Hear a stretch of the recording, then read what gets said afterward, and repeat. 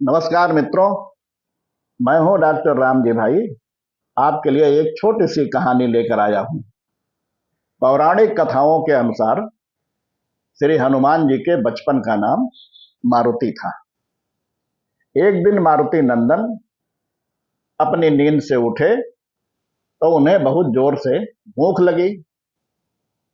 आसपास तुरंत कुछ दिखाई नहीं पड़ा तो उन्होंने पास के पेड़ पर एक लाल पका हुआ फल देख लिया, जिसे खाने के लिए वह अपने घर से निकल पड़े।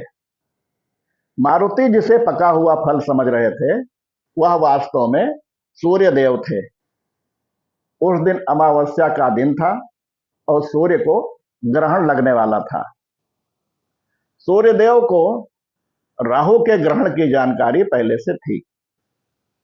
राहु का ग्रहण का समय होता उसके पहले मारुति नंदन ने सूर्य देव को फल समझकर निगल लिया। ऐसा हो जाने पर राहु को कुछ समझ में नहीं आया कि ये क्या हो रहा है। तब राहु ने इंद्रदेव से सहायता मांगी।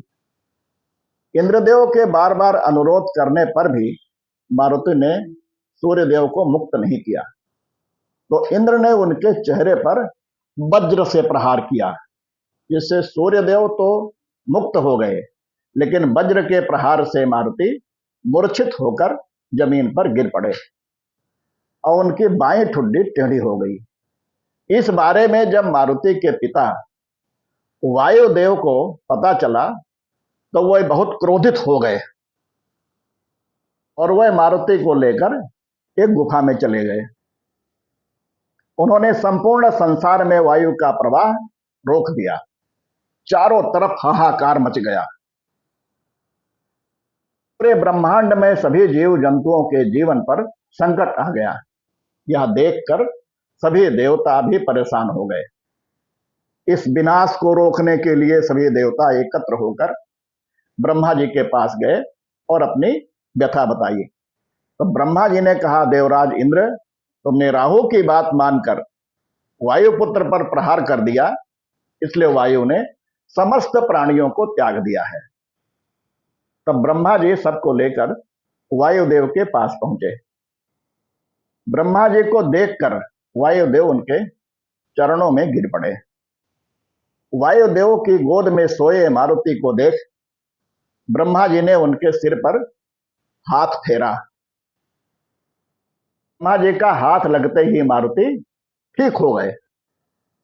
सब ने मिलकर वायुदेव से क्रोध त्यागने का अनुरोध किया। तब वायुदेव ने पुनः वायु का संचार किया।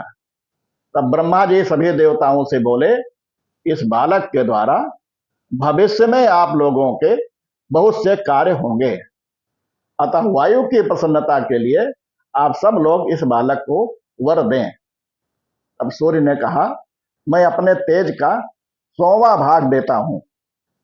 यम ने कहा, मेरे दंड से अवध्य होगा। शंकर जी ने अपने आयुधों से अवध्य किया।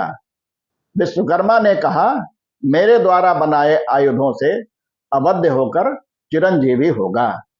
इंद्र ने शिशु के गले में कमल की माला पहना दी और यह बात कही कि मेरे वज्र से इस बालक की ठुड्डी टूट गई है, इसलिए इस कपि श्रेष्ठ का नाम हनुमान होगा। इस प्रकार सभी देवताओं के वर से अलंकृत देख ब्रह्मा जी का प्रसन्न होकर वायुदेव से बोले, ये तुम्हारा पुत्र शत्रुओं के लिए भयंकर और मित्रों के लिए अभयदाता होगा। यह युद्ध में रावण का संहार और श्री रामचंद्र जी की प्रसन्नता संपादन करने वाले अनेक अद्भुत और रोमांचकारी कर्म करेगा। ऐसी ही कहानी फिर सुनने के लिए आप इस चैनल को लाइक, शेयर एवं सब्सक्राइब करें तथा घंटी अवश्य दबाएं। अगले भेंट होने तक सभी को जय श्री राम।